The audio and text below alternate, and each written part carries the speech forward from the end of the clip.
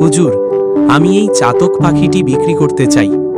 বাদশাহ অবাক হয়ে, পাহীন সাধারণ এই পাখির দাম এত বেশি চাইছো কেন? জাহাপানা, এই পাখি আমার প্রধান সহযোগী। এর ডাকে ঝাঁকে ঝাঁকে পাখি আসে, আমি সহজে শিকার করি। শিকারী বিস্মিত।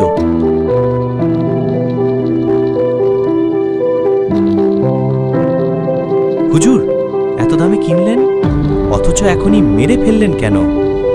বাদশাহ, যে নিজের জাতিকে টোপ বানিয়ে বিশ্বাসঘাতকতা করে, সে যতই কার্যকর হোক, তার পরিণতি এই পাখির মতোই হওয়া উচিত।